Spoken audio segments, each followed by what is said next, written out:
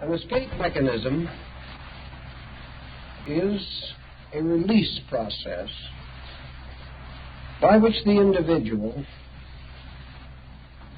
reduces pressure within his own nature by some activity or avocational interest.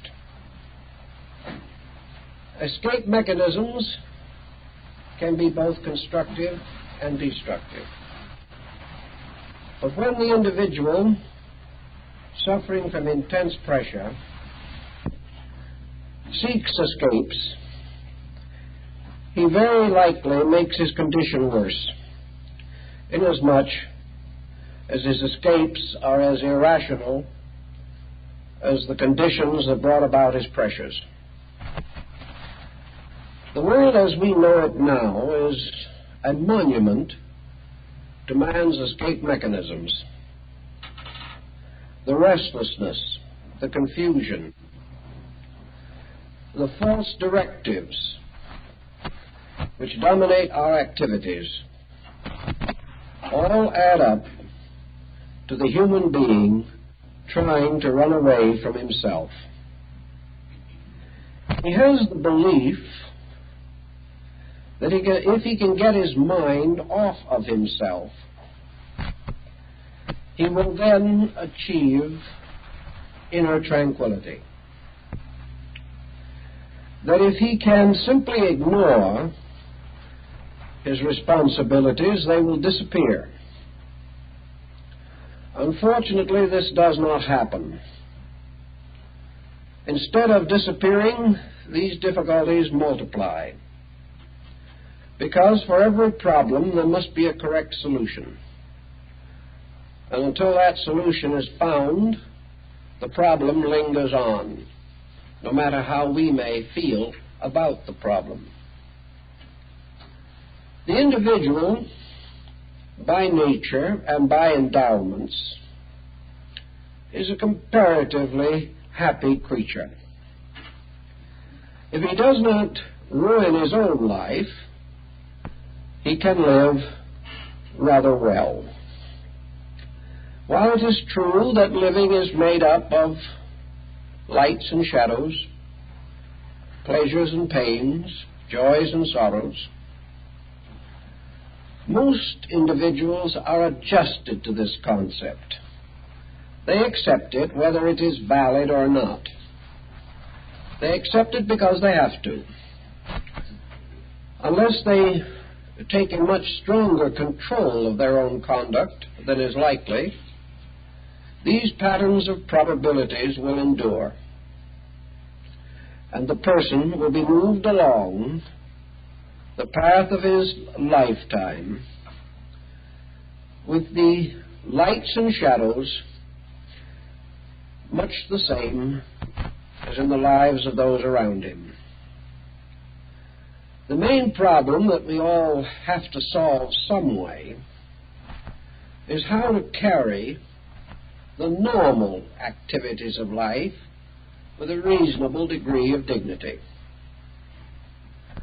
We have to accept good fortune with modesty and ill fortune with courage or patience. But the person may not be at all inclined to modesty. He may not be especially courageous, and the chances are he will be completely impatient. Thus, instead of approaching life's conditions and situations with a relaxed internal life, he comes to face the difficulties of the day with exaggerated attitudes and more or less ruthless determinations to do as he pleases. Religion has always tried to help man to find the consolation of faith in time of stress. And regardless of whether we accept a certain faith or not, whether we join ourselves to one religious group or another, there still remains the influence of religion upon the inner life of the person. One of the things that religion should give us is a sense of duty, for nearly all religions teach that we must meet our obligations honorably. The sense of duty means that we have things to face, and we must face them according to the principles or convictions that are deepest and most real in our own natures. It becomes obvious that wherever religion ceases to exercise a powerful influence, the individual is deprived of the religious resource in his own nature. It does not really mean too much to try to prove or disprove any religious doctrine. The idea that we gain something by mentally tearing down our own faith or someone else's is essentially false and has a great deal of cruelty in it if this other person's beliefs or our own are essentially noble. The great pressure of today is increasing because the individual is not moved to recognize any source of strength superior to himself and to which he is accountable for his own conduct. The various activities of groups such as Alcoholics Anonymous indicate the beneficial result of the individual believing that the universe is good and that a power of good will work through him and with him if he will keep faith with this power. We know from thousands of years of human experience that the individual is impoverished so far as his conduct is concerned, to the degree that he loses faith in something more important than himself. For the last 50 years, mankind, especially Western man, has been losing faith. He has been losing it continuously. It has been eroded away by sophistication and intellectualism. As his faith became less, his problems became greater. The relationship between the two processes is so obvious that it is scarcely necessary to examine it. We know from our own experiences that unless we have some hope, some courage, or some conviction, it is almost impossible to withstand the pressures of circumstances. Now, what are the pressures of circumstances? They are the pressures against us by individuals whose faith is no greater than our own. Circumstances become worse around us as the faiths of other people weaken. In the end, we live in a very dangerous world in which we are practically reverting to savagery.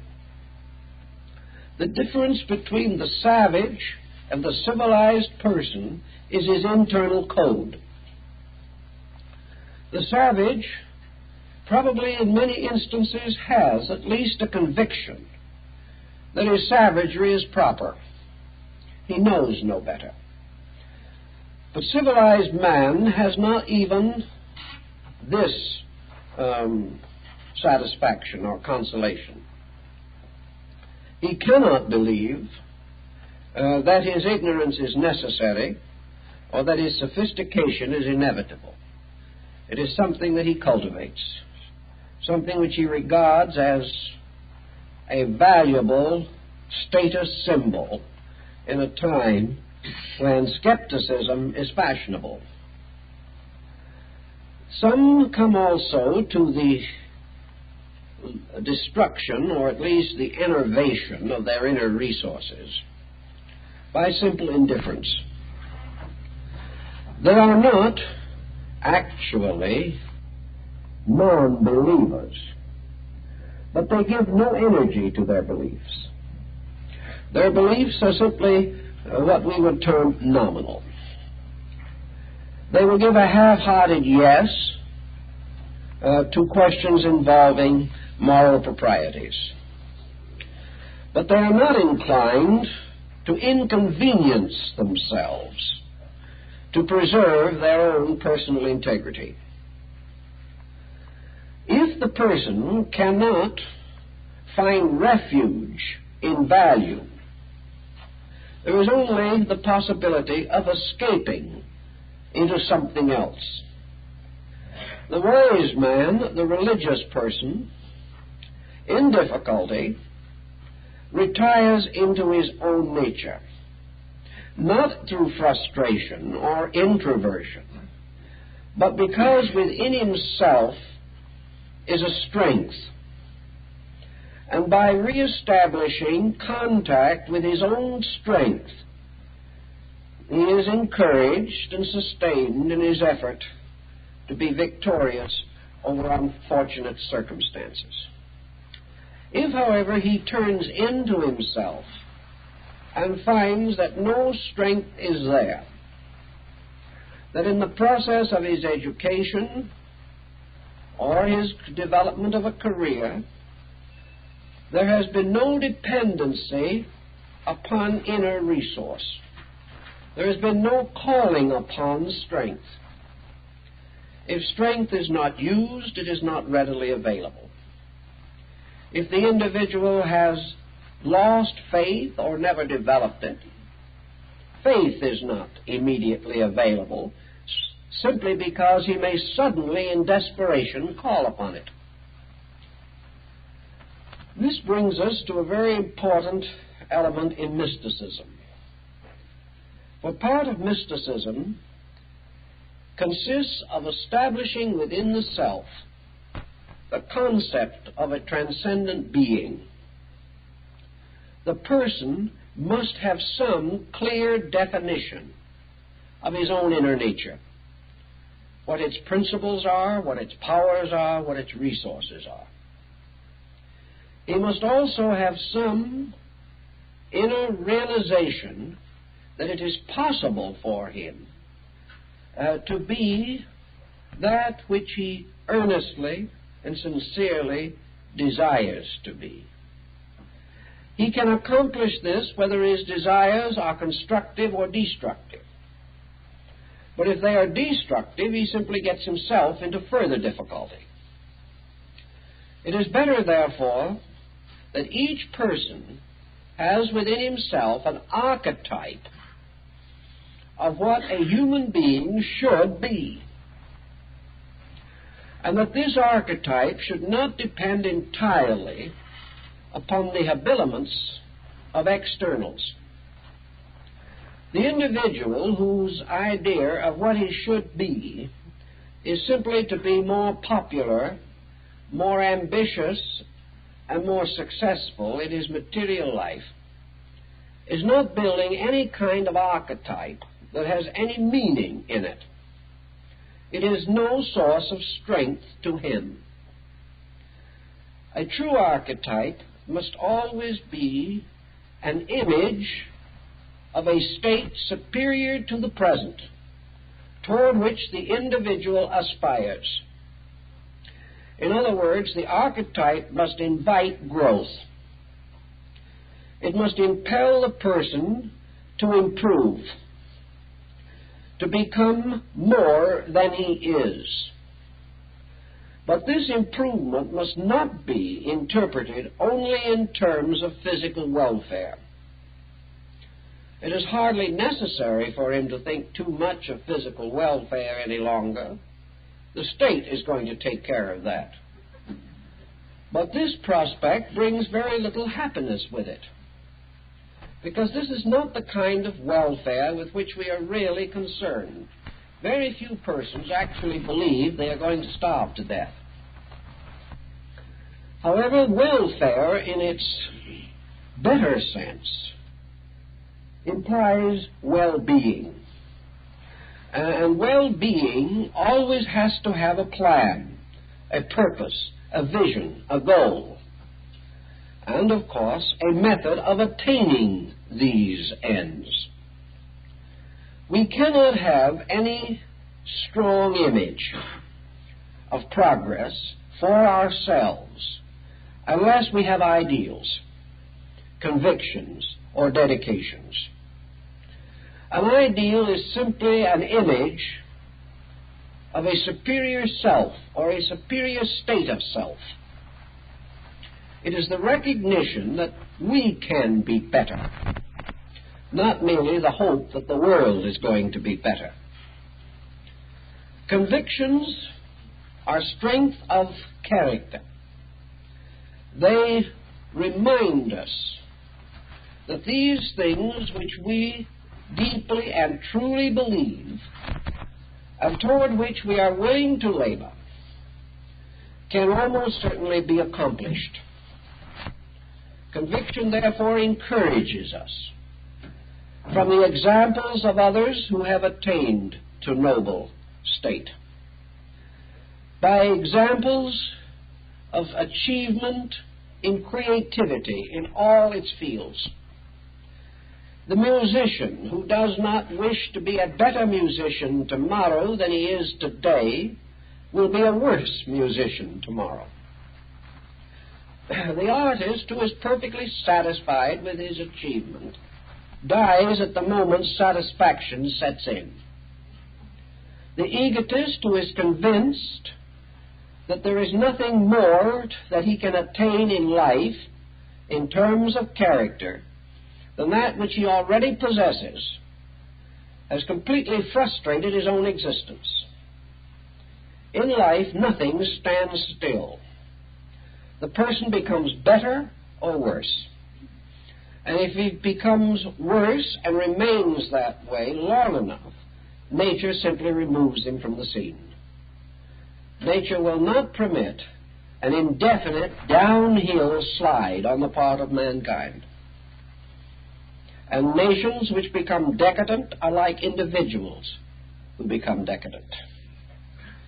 Decadence is nothing but the loss of purposes, the loss of ideals, the loss of goals, and the loss of the sense that it is possible for us to achieve. To try to counteract this type of situation, most persons in their dilemmas or in their misfortunes have a tendency to call upon their older or earlier religious training. In this generation in which we live now, there are considerable numbers of older persons who can remember back to a more secure early life. Not secure in terms of opulence, but secure in terms of value. These older persons had earlier religious training. Many of them came from devout families. Others perhaps came from free-thinking families. But this free-thinking was serious. The liberal was still a dedicated person. These same individuals grew up in a world in which religious values were firm and clear, and the code of life was simple and essentially honest. While it is true that many years have passed since these persons experienced the full force of their earlier training, there is another circumstance in life that is notable. As we grow older, we have a tendency to move backward into our own earlier living. The convictions that sustained us in childhood will largely protect us in old age. We may have neglected and ignored them for many years, but they are part of the subconscious. A simple example of something of this nature can be found in language and in music.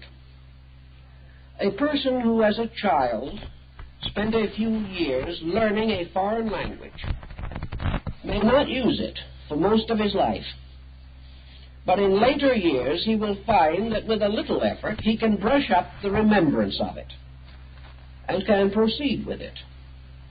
A person learning to play the piano in childhood may not touch it after they pass out of their teenage years, but at 60 or 65 this ability is not entirely gone, and with a little effort it can be revived. The same is true of characteristics and conditionings. So that today, the greatest strength that our society really has is the strength and courage of these older persons who still have foundations upon hard rock. Perhaps some of them are a little narrow, some are a little bigoted, but still, all in all, they are a dedicated group of persons well aware of the importance of duty. While these remain, they will add a certain stability to society.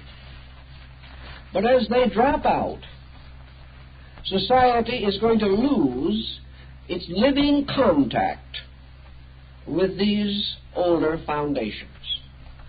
Young people coming along have no such stability. They have no basic foundation in anything except constant change and motion. Even in physical things, this is a little difficult. Some years ago, I made a little research on this project because of a number of persons who came in with difficulties. And one family that came in had lived in the same house, in the same community for several generations. In this same symbolism, they had developed tremendous sense of integration. They were part of something. They had a certain strength within themselves, a kind of an immovable quality.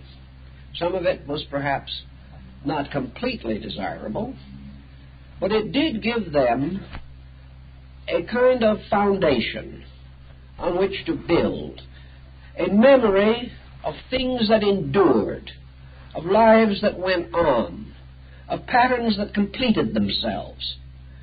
Back in this generation, there were archetypes, and they became set in the minds of those who grew up in these patterns.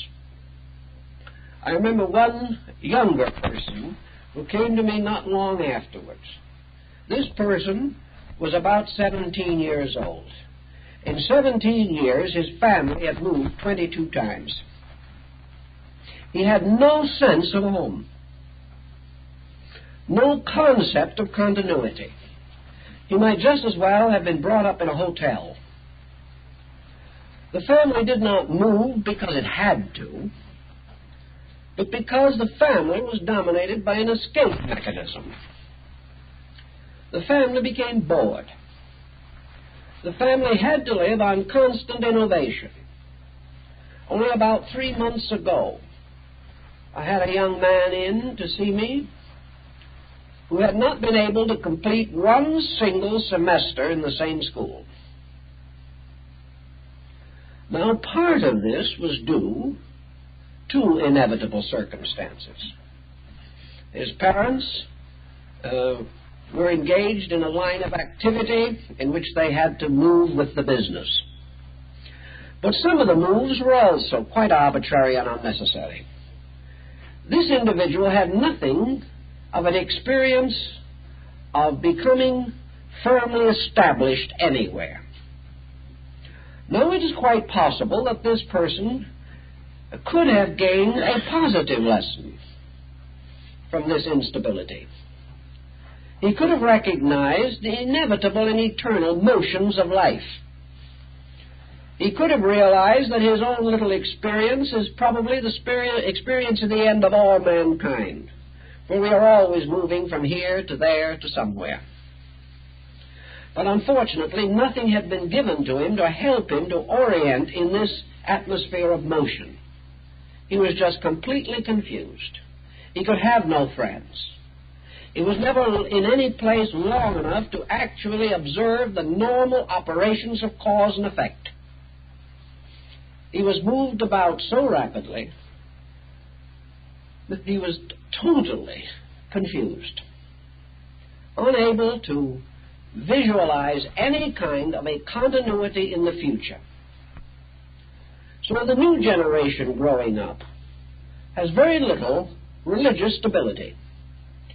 It has very little sense of the importance of duty.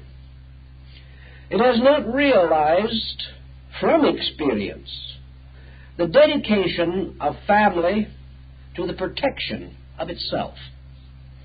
They have no clear insight of the long, difficult years of bringing up young people and the dedication that was necessary on the part of the parents to give their children a good start in life. This dedication being non-existent for most youngsters today, they do not have any proper respect for unselfishness or self-sacrifice. All adds up to one rather simple but dramatic fact, that we are coming to the end of a generation in which stability can even be livingly remembered. Young people of today are beginning to show the signs of age with a memory that does not go back further than World War I. Many of them have no memory behind the Depression years, and some count their lives from Pearl Harbor. These young people have never known national, personal, family securities. What, then, could have supplied them with inner strength? All that was left was some means provided by society for this purpose. But society itself has been in utter confusion as far back as these young people can remember. They have received no special instruction in education or even in religion, for the most part, by which they could strengthen their inner values.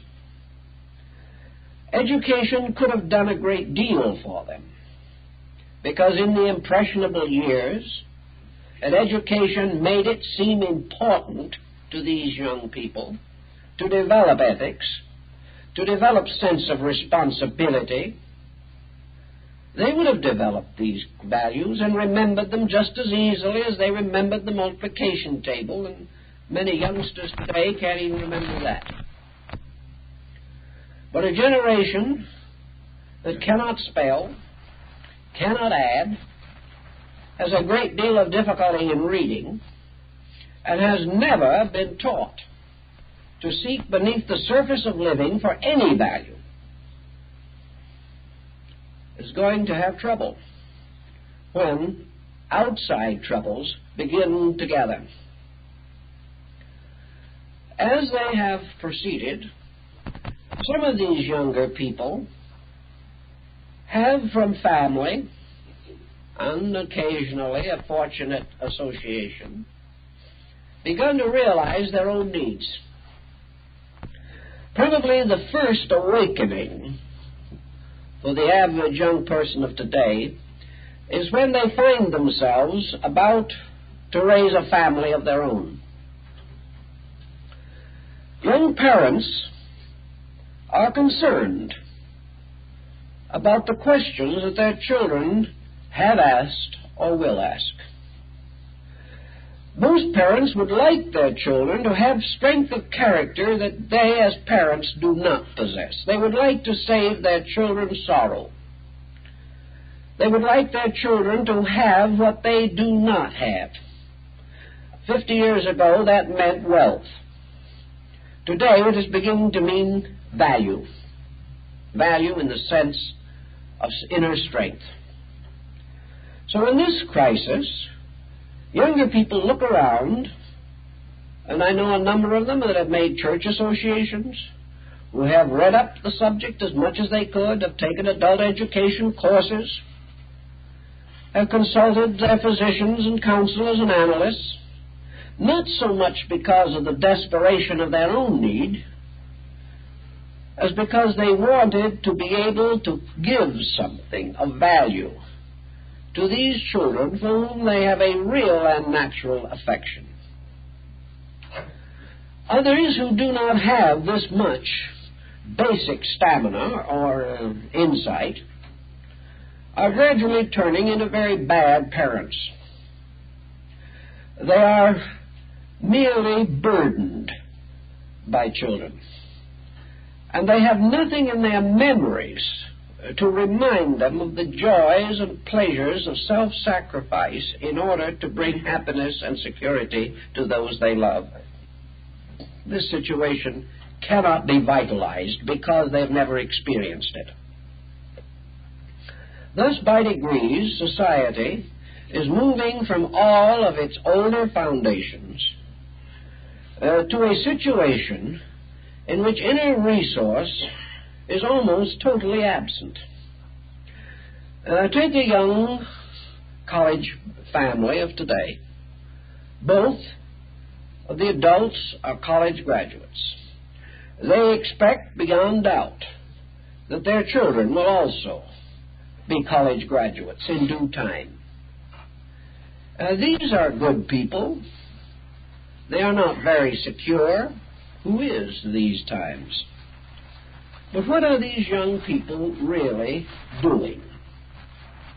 The man perhaps is working. He is in some business or profession for which his education has prepared him. He is liable to be foundering around in this himself, making fairly good money but suffering from continuous dissatisfaction. The wife is a college-bred woman. If the children have not yet arrived, she is very likely to be working herself. What are they working for? Down payment on a house. The possibility of more and better furniture. The desire to have an up-to-date car. A new television. Most of these young people have no concept whatever of repairing, mending, or putting together anything. The moment it shows the slightest weakness or sign of age, it is thrown away. There is very little resourcefulness in these younger people. And as a typical family of young college graduates, there's only a fair possibility that they may be at all religious. They are religious, yes, in a sense. They would prefer to be honest. They would like to admit that they believe in the existence of God. But these are not dynamic things. The dynamic things are the television and the car and the plans for the weekend and the celebration of various anniversaries and events. The rest of their lives may be described as rather shallow. Not much real thinking. In the house of such a young couple, you will find very few good books. Most of the things that you will find are the popular sellers of the day, preferably in paperback. You will not find in these homes any good art. This young family may be earning, the two of them working, from $1,500 to $2,000 a month. Yet there is very little to indicate any solid interest in culture. What cultural instinct they have seems to be largely devoted to modernistic furnishings for the home they hope to own someday. As they have been out of college for 3 or 4 years and have no dependents, it is obvious that they will be in debt. There is never enough to go around. They are living for the rays of tomorrow. And when the family does come, unless a miracle accompanies the children, their standard of living is going to be restricted when the young mother can no longer work. This is the pattern. In patterns of this kind, there is a very thin line of defense against trouble. If everything goes along fairly well, if inflation keeps on, wages go up, these young people will overlook the difficulties of the situation or the dangers that may lie ahead. If the young man is able to keep his job, he will complete his payments on the numerous odds and ends which he is accumulating. But if a serious illness strikes, or there is a bad economic crisis, or if any major tension arises between these young people themselves, the chances of a happy outcome are just moderate. Some of them have enough common sense to bring them through. Others, with no patience and no intention to be made miserable for any reason whatsoever, will simply break up a home on the first argument. With this kind of condition generally prevailing, the person is not only without inner resources, but does not even dare to seek for them in himself. He has put nothing in. Therefore, what is going to come out? He does not consider any particular resource within himself as any part of the equation of his life. Success and failure depend upon employment or unemployment. Happiness depends upon having what he wants. Security means that the month's payment has been made. What lies ahead should not even be considered at this moment. When life begins to become more complicated, the person under these conditions is inclined to simply run away. It is astonishing how many husbands run away within a few months of the birth of the first child. Here is a responsibility that they simply are psychologically unable to carry. There are more cases of desertion from this cause than it ever be imagined. Then there is a certain infantilism that comes into this. A young husband is absolutely unable to survive the division of his wife's attention between himself and the child. He has suddenly, to his own thinking, taken a back seat. This bruises his ego, and he has no sense of paternal pride, no feeling that he has now new things to live for. He merely has new interruptions in the so-called orderly procedure of his own life, which is largely the process of doing what he pleases when he feels like it. The same thing happens to a number of mothers. A number of mothers go into decline with one or two children. By the time the family reaches 6 or 8, however, they have gathered their resources and have gained certain experiences. If the family goes that far, it'll probably pull through. But these young people, they come to me. The young wife is ready for a nervous breakdown. The child has disrupted the pattern of her living. She cannot go where she pleases, when she pleases anymore. This is a catastrophe. She has no defense against it. Where no defenses exist for these attitudes and these problems, we are bound to find troubles multiplying and no remedy available for them. Escape mechanisms may also be purely psychological. They may take symbolic forms. They all arise from inadequacy. But many of them are not so honest and forthright as the ones we have mentioned. Many are so confusing in their own symbolism that the person himself who is involved does not recognize them. The only way in which a person can really be smart about this is to observe all negative symbols or symptoms that arise in his life and immediately see whether he can relate them to some tensions which have developed in an activity or area of his living. Among the more obscure and mysterious escape mechanisms are those which arise in a person to make it impossible for him to do what he does not want to do. This is a very clever procedure, and the symbolism can become extremely obscure. One form, for instance, of escape mechanism is psychosomatic illness symbolism or symptomology.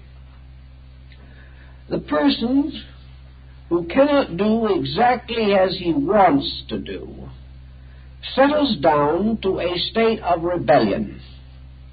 He decides that if it can't be as he wishes it, he is simply not going to play the game of life at all. He is going to bury himself in some symptomology. He is going to create an escape mechanism of disabilities. All over the nation, and for that matter, all over the world, there are tens of thousands, probably hundreds of thousands of individuals suffering desperately from ailments they do not have. Yet in many instances, the symptoms will actually deceive a thoughtful physician. Not being able to change places with the consciousness of his patient, the doctor is not able to estimate all of the circumstances that are present.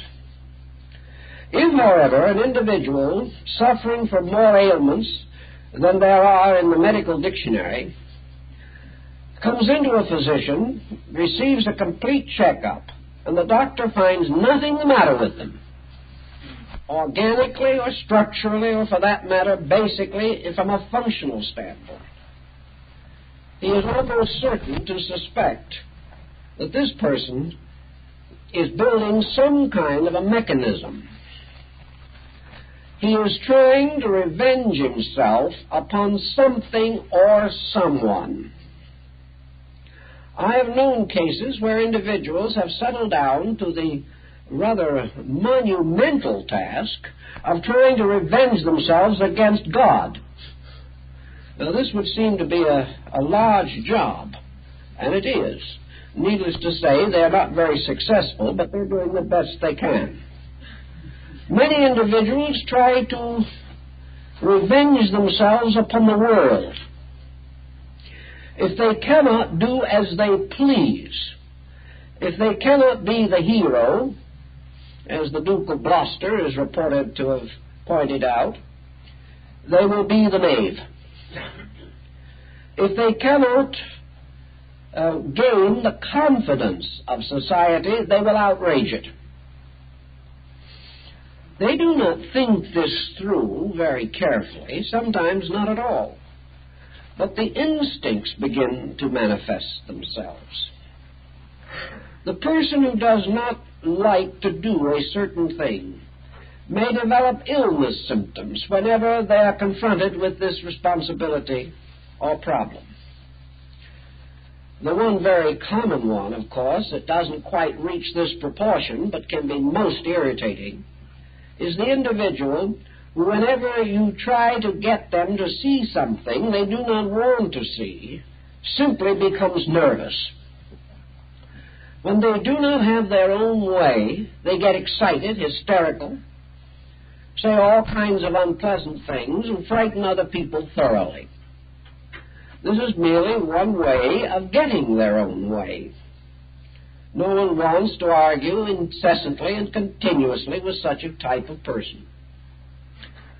Then we find that very often psychosomatic escapes take the form of the individual running into some excess which is symbolically consistent with his own condition.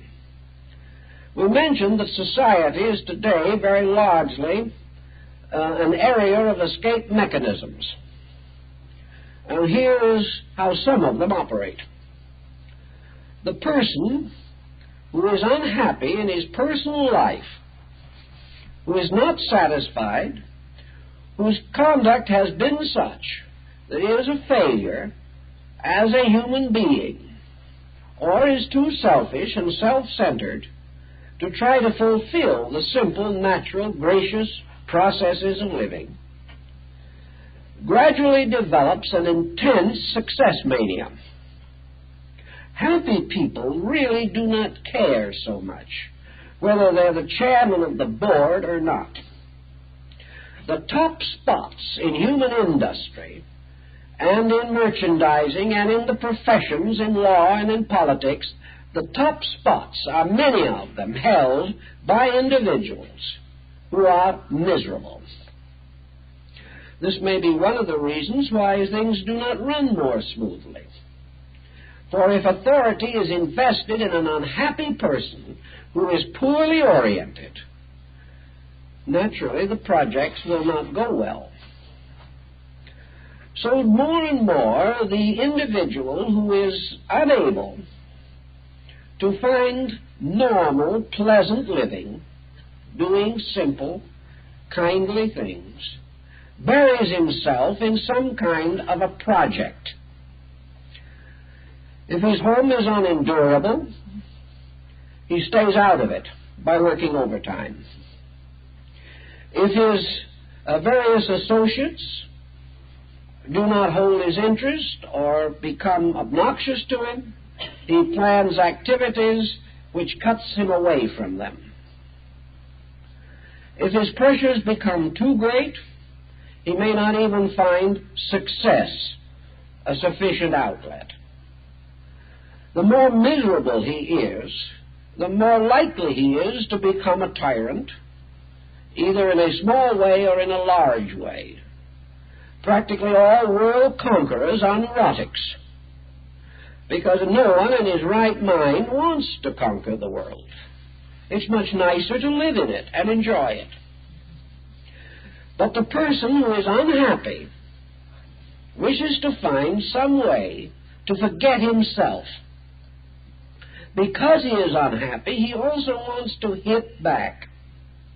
There's nothing a miserable person finds more objectionable than happy people around him.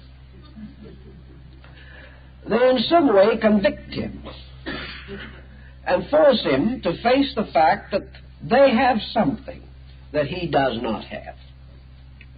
Peace of mind. Escape mechanisms also run to alcohol. The alcoholic is almost always a person running away from something.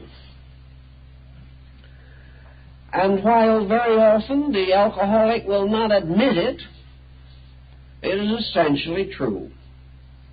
Now, there are many persons who wonder why some moderate drinkers become alcoholics and others do not. The answer is pressure. If, for instance, a person drinks only because it is considered socially required, he may suffer from alcohol, but he will not become an alcoholic. If another person, moved by the same original motive, merely to be a social drinker, is under pressure, he will find greater and greater temptation to alcoholism.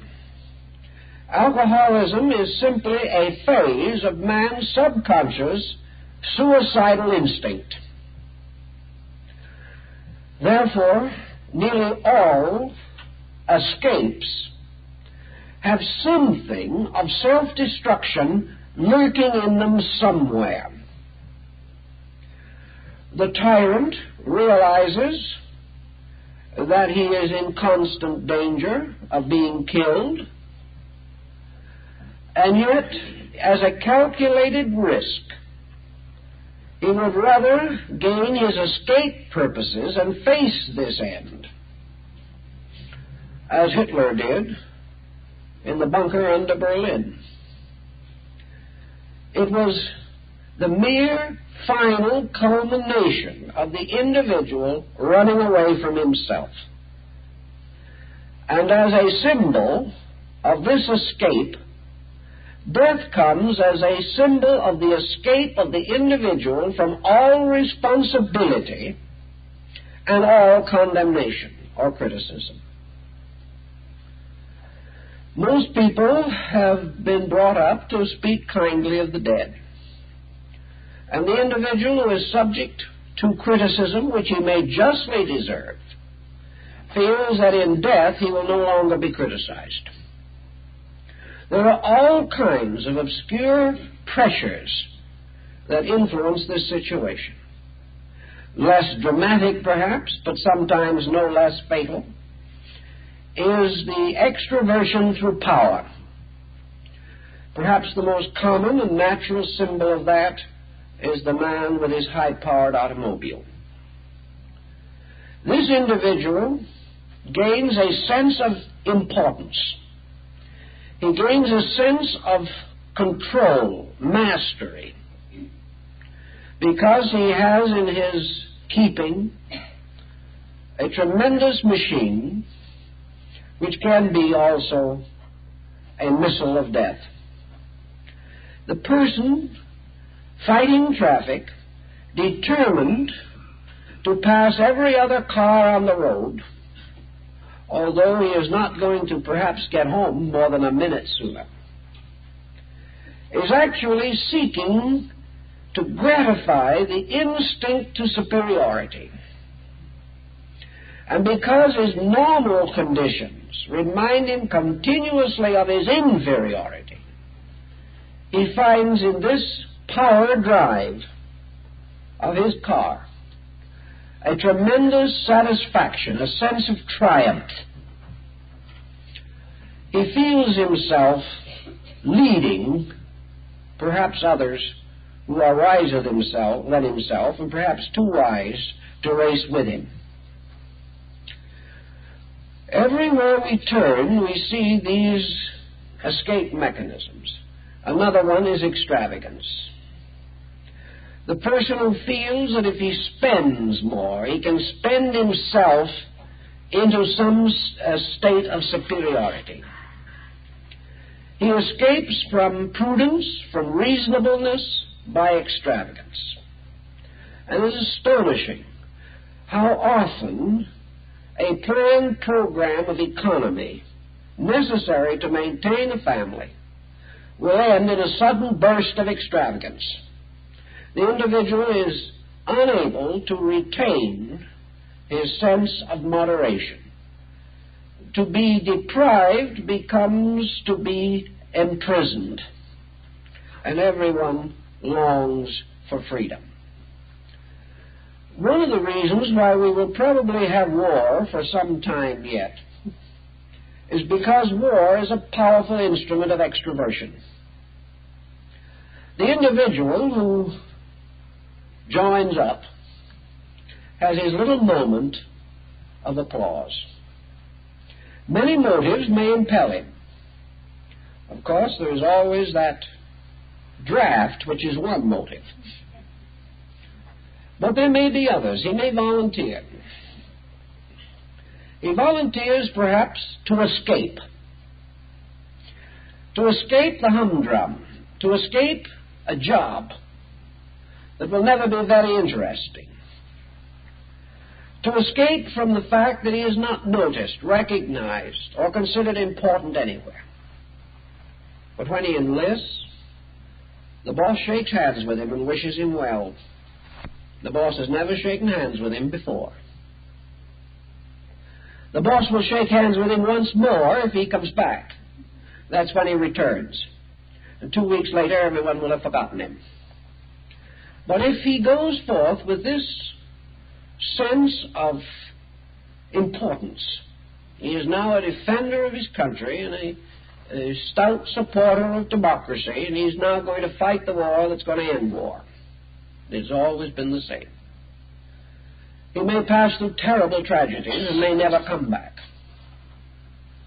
But still he has had his moment, his escape.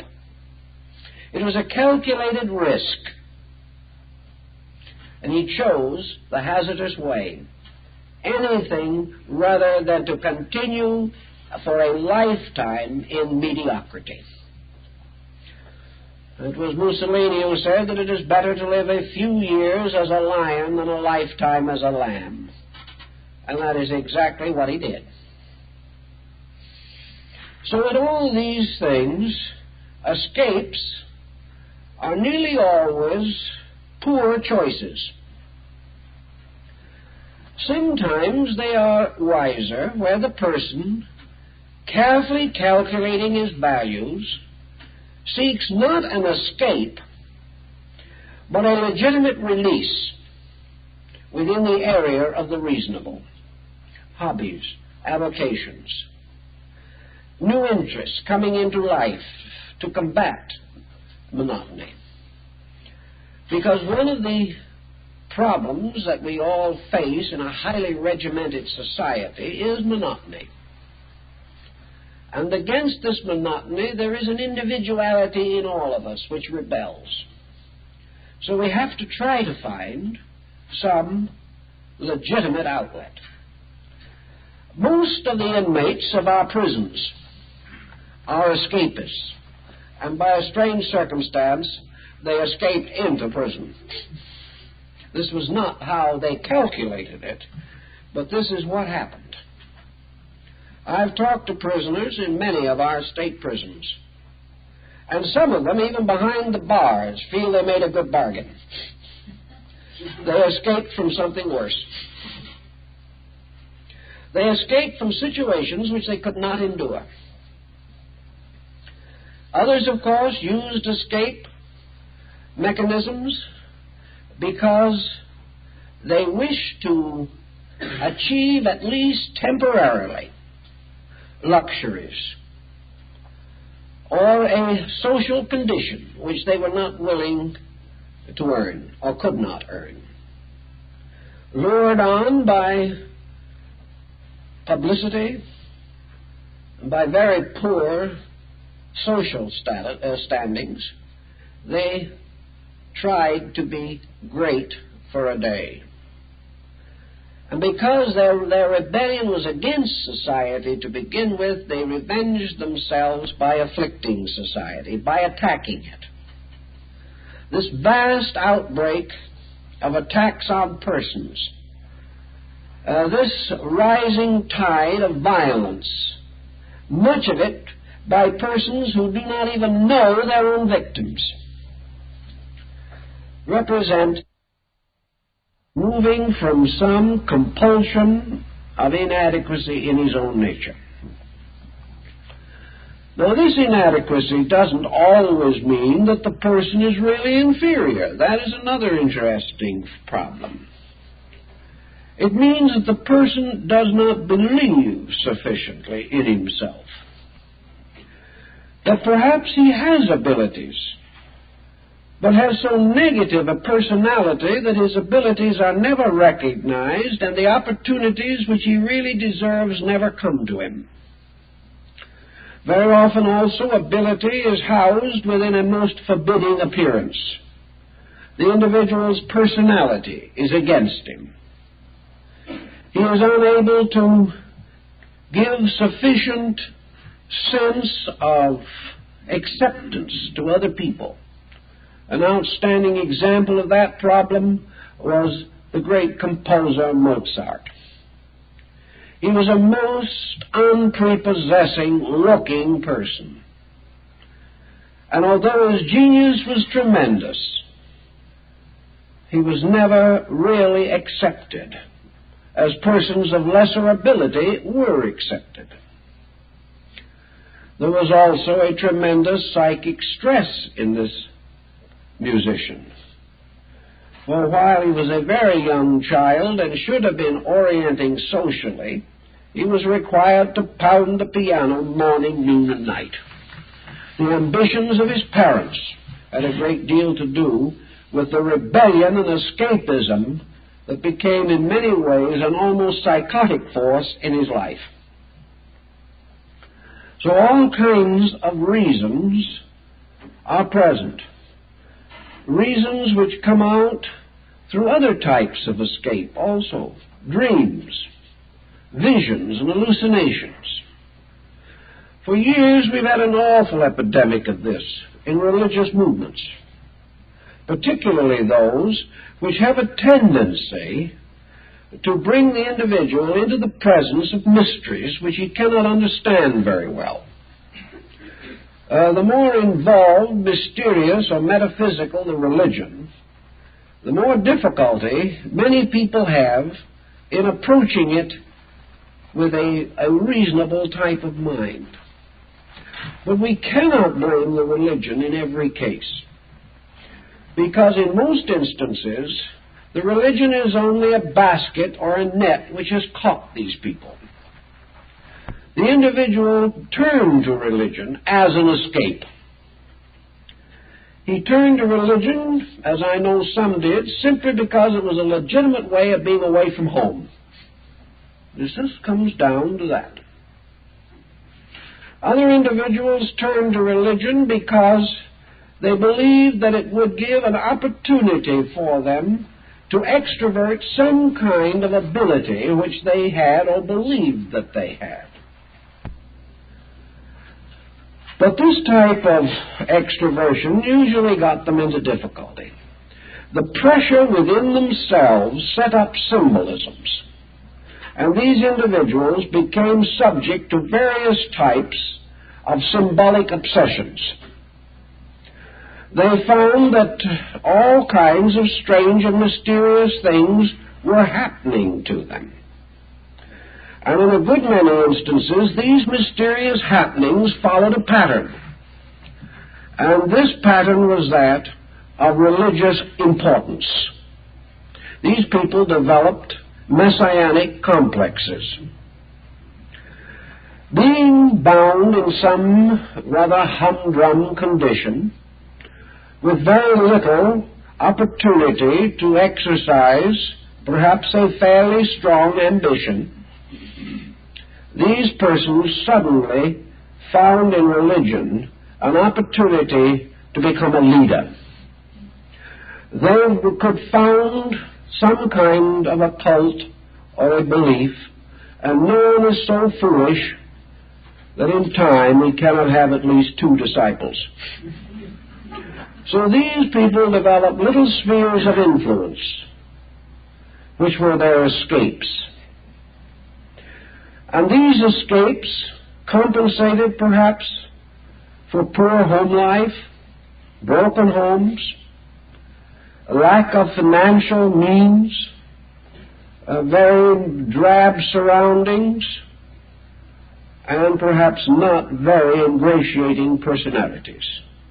But after all, much can be forgiven in a prophet. And what appears to the average person to be a bad disposition takes on the appearance of a high dedication when it is associated with religion. So we know that religion really became a scrap basket for escapists. It has always been this way. There's nothing especially new. But it should help us to realize that the cause is not religion.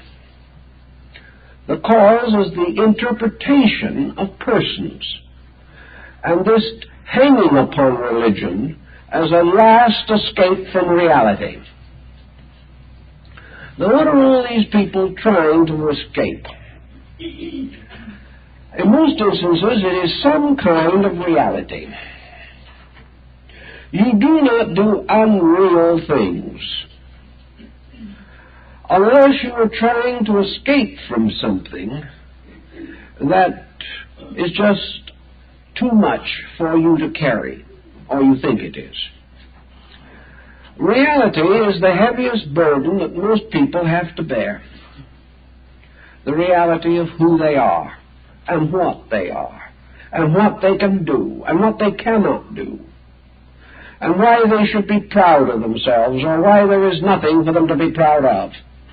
These realities come to an individual who is utterly untrained to receive them or accept them. Most persons have not developed their own potentials as they should have. Because society never demanded it, and because perhaps they were too lazy to be interested in it at the right time, these people drift into middle life with extremely limited abilities, and perhaps with the best of good intentions, but no way of fulfilling any of these intentions. Their advice is abominable, their suggestions are impossible, yet they mean well. They're warned to help, but for some reason everyone they help gets worse. This is something that psychologists know about, the ministers know about it, the world knows about it. But up to now there has been no standardized program or method set up to cope with the real facts. Churches today are bringing in pastoral counselors, and many ministers are now being educated with psychological courses as part of the curriculum. The theological seminary is going to probably drop a few of those old courses in Americ or something of that nature and try a few courses in social psychology. But actually, while this may help and can provide something, it would seem to indicate that religion has very little confidence in itself as religion. It is falling back upon science. It is taking the same procedures as the non-religious person, as much as to say the needs of these people are not spiritual needs at all. And if the religious person is in trouble, give him tranquilizers as you give them to everyone else. Or send him to a psychiatrist, or institutionalize him, or follow in the same procedures that were set up by a series of somewhat atheistic psychologists 50 or 75 years ago. This does not seem to be a solution. It is not a solution scientifically, so why should it be when the theologian applies the same technique? The answer does not lie here at all. The religious solution to these pressures is part of its own inheritance. Religion is something different. It may have philosophical overtones, but it is not basically a philosophy. It may have scientific elements in it, but it is not basically a science. And where efforts are made to confuse these values, everything is worse off. The contribution that religion bestows upon the individual is a kind of internal reorganization of his standards of living. This reorganization is not in terms of some academic program. It is the individuals coming to face the larger realities of life. What the religion can do for the person is to make him realize the importance of the things he is doing now.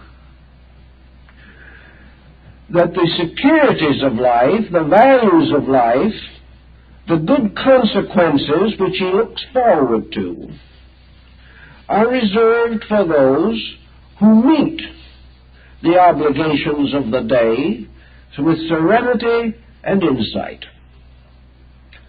There is nothing that we have to run away from except our own ignorance. And there is really no way of successfully escaping that. Wherever we go, we take it with us. Any unhappiness that we seek to leave behind outruns us and gets to the same end as soon as we do. There's no solution here. Religion should set up its own formula to handle all types of neurotics. One of the things that religion has always taught man is the dignity of faith. And that faith, in a mysterious way, is our acceptance of a universal plan. A plan which to the religionist arises in the divine will. A plan which is right and proper, whether we like it or not. To stay with the plan and fight it through is to become strong. To run away from the plan is simply to be weaker. If we run away often enough, we reach a state where we can do nothing else. Escape becomes instinctive. We can no longer stop our own feet as they hasten off. Consequently, problems are very often nothing but our own reaction to normal and reasonable situations. In every situation that is natural and proper, there may be expenses, but there are also compensations. The individual has to give up a little of himself to maintain his home, suffers a small loss, but if his attitudes are right, he enjoys a great gain. He finds that in the fulfillment of the natural plan of life, he grows, strengthens his character, and becomes capable of a deeper appreciation of values.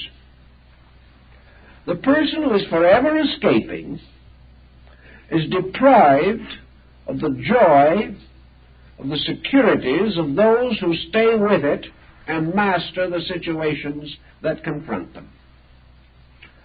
The individual, for example, who has a natural inborn dislike for work, and there are a good many of them, finds hundreds of reasons for changing jobs. If his dislike for work is strong enough, the employer also finds reasons for getting rid of him. But even if this emergency does not rise, the person seldom stays anywhere more than a few months, where he is able to manufacture enough dissatisfactions to move him out of the employment. I know persons who have made a successful career of this. They can boastfully say that they have never kept one job for any length of time during a lifetime. And because of this, and because they remained in a strange, negative way their own boss meaning the fact that they were always able to quit when they wanted to, these persons believed they had achieved a victory. But they had attained a victory at the loss of all of the securities of life which they should have enjoyed. They never had even the physical things that they might have had. They never had any respect for society. They never developed any orderly habits. The individual who has this kind of a mind, always escaping, usually has a home that is as confused and disordered as himself. everything fitted together. This person or these persons simply cheat themselves. They run away from a self-discipline which they all need, and assume that freedom is freedom from responsibility, when this is not the case at all. Consequently, if a generation becomes too addicted to escape mechanisms, it will weaken the entire social structure. It will cause the person to be so continuously dissatisfied that he can scarcely maintain himself and will contribute very little to any collective purpose or project. He will be dissatisfied, he will be against everything, and most of all, he will be sick. His health will reflect all of these problems, and one of the commonest phases of the escapist's health problem is his constant addiction to health fads.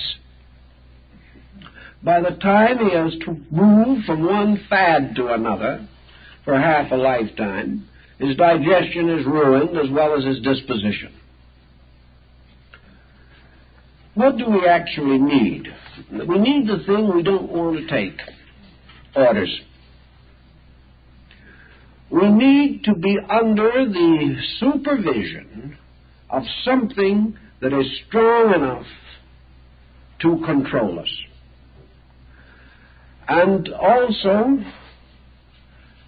sufficiently good to provide us no excuse for rebellion. In this world, there is nothing that can really give us this kind of discipline. A top sergeant in the army can do fairly well, but even such a person has a very limited area of disciplining. And of course, the soldiers are only waiting, hopefully, for the day when they will be out from under his tyranny. A few of the wiser ones, however, learn to respect him. Mostly discipline has to come from allegiance to some conviction.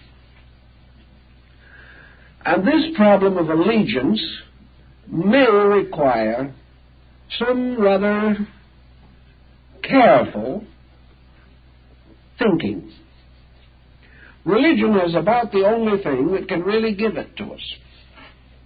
And wherever anything else takes the place of religion in giving it to us, that other thing becomes a religion, at least for us. Just as communism has become a religion in these socialized states, it has taken the place of a spiritual allegiance. An allegiance we have to have. And it is best for us if it is an allegiance to something just. The more strength we have, the more we enjoy being strong. There is very little desire to escape from a situation with which we are well adjusted. It is this lack of adjustment that causes the discomfort that makes us run away. Religion has certain things to offer. First of all, it has a tremendous moral force. Like it or not, believe it or not, 3/4 of mankind is dedicated to religion of some kind. The Christian, in associating himself with his faith, associates himself with 875 million other human beings. This is important. While numbers does not necessarily mean quality, numbers means weight. It means the fact that the individual is not alone.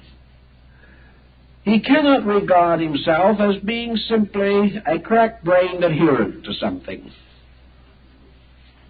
He belongs to a motion that the majority of mankind regards as good, whether they practice it or not. In addition to this tremendous body of Christendom, there are enough other religions to bring the religious population of the world to over 2.5 billion. And this is allowing a goodly number for the non-believers.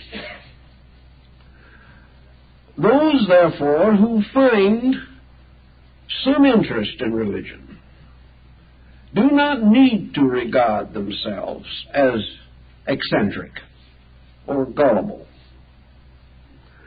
It is only that they need to regard themselves as having the same needs as the majority of other human beings. All human beings need food and clothing and shelter. They also need friendship and faith. These are the essentials of life. Any person who cuts himself off from these essentials is just doing himself an ill service. Now, it's also quite possible that a sophisticated generation growing up at this time cannot accept without question the beliefs of their ancestors. This means that there are progressives in religion. There always have been. Luther was a progressive. Calvin was a progressive. Each of these individuals found it necessary to adapt faith to the requirements of a contemporary world. We may still have to do this. Religions evolve as people do. And a religion that stands still is soon extinct.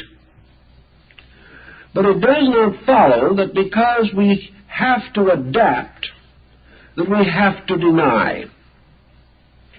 It is perfectly possible for the average person to develop a strong religion, either within the body of the religious structure of the world by selecting a group close to his interests, or by making the study of religion a valid activity of his own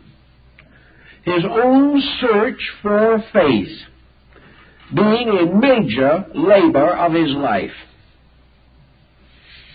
And in this way, in searching for faith, he is not running away. He is looking for answers. Now, some will say, of course, that religion is itself a great escape, that it is an escape from scientific realism, that it is an escape from a mechanistic industrialism. But most persons who have been religious since the beginning of time have not been escapists. They have been strong in their sense of duty, and religion has strengthened them rather than weakened them. It may have made some of them intolerant, it may have made some of them bigoted, but for the majority, it gave stability. It gave patience. It gave willingness to sacrifice self. And in each of the religions, there has been some heroic personality that has arisen, a savior, a prophet, or a sage, whose own conduct exemplified his faith. And these noble examples have benevolently influenced hundreds of millions of human beings in the last 3,000 years of history. Religion, therefore, when it is adjusted by a definite effort of the individual to his own needs, when the understanding of life arises from one of the great systems which have given courage and integrity to the ages, the person has a pretty reasonable probability of gaining a kind of character which will sustain him in his hours of need. He will find inducement of example, of belief, and of living inducement to patience, to generosity, to forbearance, to forgiveness. He will find more and more emphasis upon virtues attained, and less emphasis upon indifference to character. There are a great many cases recorded in which religion has contributed to recovery from mental and emotional ailments. In fact, the present trend in psychology is also a new and divided allegiance. Today, many psychologists, having had many years of experience and countless failures, have come to the conclusion that religion is an important element in all forms of psychotherapy. The individual who is naturally religious is more easily worked with. The individual who has faith in God has greater faith in himself. The individual who believes in religious principles has greater tendency to resist demoralization in his own conduct. We find that where a religious person relaxes, his religion is likely to show. Where he is not a religious person and relaxes, nothing shows. There is no available strength released by relaxation, and yet all strength arises in relaxation. Consequently, we have every reason to feel that religion helps the person to fight it out wherever he is. It has a tendency to protect him against self-pity. Because if he is religious, his perspective is changed. An individual who suffers simply because he is in a situation resents both himself and the situation. But a person convinced that his suffering is the result of his dedication to an honorable cause has a great satisfaction in his conviction that his suffering is advancing him as a spiritual being, and that even though others do not recognize it, his keeping faith with God is known and recognized by God. And in every problem that exists, God and man, one man, constitutes a majority. Therefore, what might at first have seemed monotony, now becomes dedication. Well, you can say, what's the difference? That dedication is only another name for monotony, and that the individual is fooling himself. It's still monotony. There's one difference, however. Whether it is dedication or monotony, if he stays with it, it is discipline. If the impulse to run away causes him to leave his dedication or his monotony, then he has definitely injured himself by any code or attitude he may care to hold. Nobody is better because he runs away from reasonable dedication to responsibility. If, however, he stays with it, from whatever motive he may hold, he is a better person. He has strengthened resources. He also has developed a new sense of the recognition of his own dignity. When this person can say honestly that he saw his duty and he did it, this person has a greater sense of personal human dignity. He has more respect for himself. And he also will discover as time goes along that other people have more respect for him. And this allegiance to that which is necessary is the highest status symbol in the world. More than the status symbol, however, it is an essential element in personal therapy. If religion, therefore, gets us over the impulse to be irresponsible, it is worth whatever it costs us in time, energy, or contributions. If religion convinces us that we live in a universe of justice and integrity, and that somewhere there is a principle that cannot be deceived, and that that which we earn must inevitably come to us in due time, which is merely a statement of the law of causality, we gradually become responsible persons. As responsible persons, we expect to make decisions. As responsible persons, we also prepare ourselves more adequately. The individual who intends to live a life of evasion has no inducement to prepare himself for anything, unless it might be a safe place to land when he escapes. But the person who is intending to make decision has new encouragement for self-improvement. He has new things to think about, more important than the next television program. In his effort to understand life, he has taken on an interest that will outlive him. He can never understand it all. But as he goes further into it, he will become more aware of its sublimity. One of the reasons why we have so many comparatively irreligious people is because so few look up to the surface of things.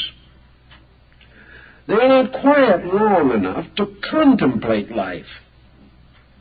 They have not reached the degree of insight in which they can sit down quietly under a tree and be completely overwhelmed by the majesty and mystery of existence itself. It is very difficult to live close to life without recognizing the tremendous vitality, the tremendous energy, the incredible wisdom underlying all of the processes of existence. So by taking a decision of responsibility and supporting it in every way that we can, by logical argument, by experience, by tradition, by history, by observation, we gradually begin to make sense out of living. We overcome the superficial either-or attitude of the old Aristotelians. We no longer brush off great masses of humanity as wrong or unimportant. We do not take superficial stock of things. And as we begin to think more, we cannot find as many excuses for our own mistakes. The less we think, the more completely isolated we can become, and the more we can create an imaginary universe and try and live in it. It always cramps us, so we break through and escape into a realm where we have no experience and no preparation. Escape mechanisms cannot solve things, because if we escape from a dilemma, we merely escape into another one. Solution never lies in where we are, but what we are. There is no way in which we can run fast enough to get beyond that kind of a place where trouble can lurk. No matter where we roam or wander, or what part of the world we set about to live a hobo existence in, there is no escape from danger. There is no escape from uncertainty or the possibility of immediate responsibilities. We must either accept them or diminish ourselves to a condition of uselessness and hopelessness. Religion, then, helps us by giving us what science and even philosophy may not be able to confer. Science certainly cannot at the present time. Philosophy might, but the kind of philosophy that would is not contemporary. You've got to go back to the classics, because most modern philosophy is generated from disillusionment and is simply another type of frustration. The philosopher is trying to escape by assuming that the universe is meaningless in the first place. Where he is going to escape to in a meaningless universe is not quite clear. Religion still remains as the only dynamic, because it is the one thing, one form of insight which powerfully stimulates our emotional values. Religion activates our sense of sublimity. It strengthens our realization of beauty. It releases our natural instinct to venerate. It finds its expression in worshipfulness and its peace in the quiet sanctuary. It is a very stable thing, although sometimes it falls into crystallization. But for the person who has never experienced it, it is a very present help in time of trouble. It gives the person the possibility of the quiet, valuable life.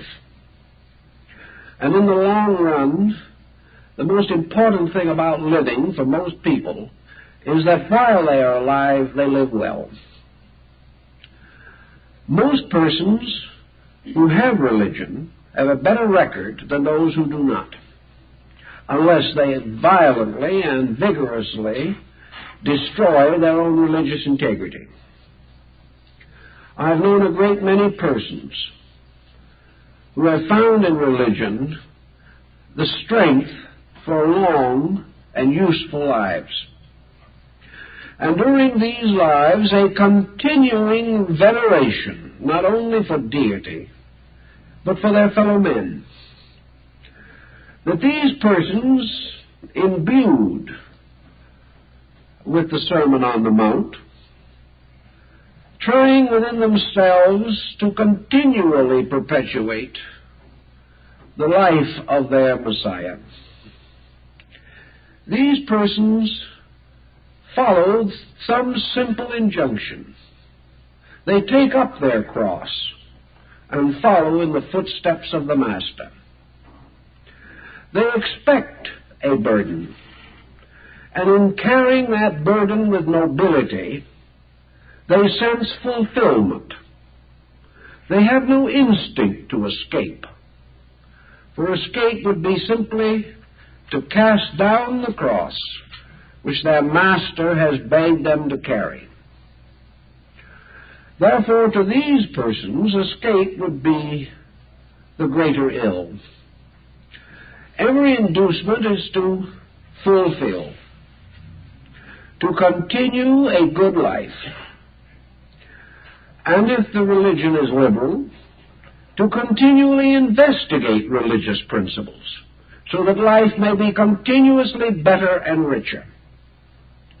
And this very faith by which they live, it will be the faith by which they die. It will be the faith also that causes them to pass out of this world convinced of the reality of eternal life. It will give them no need to escape. and will gradually indoctrinate them with the futility of evasion in all its forms. Now, these people are not miserable.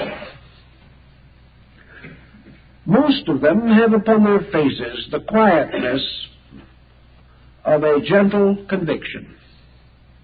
They are not constantly living in the presence of mortal sin.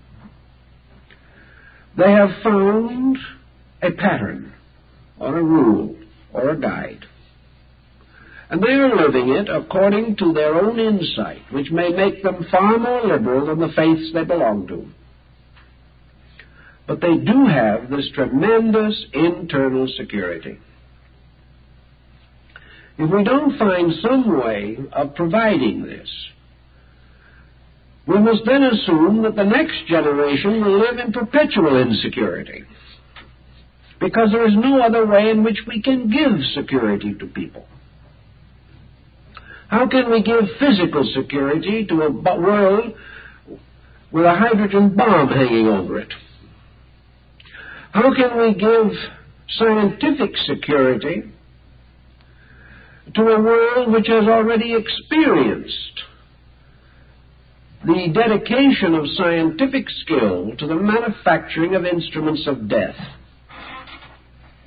How can we give industrial security? All we can possibly give is a welfare plan.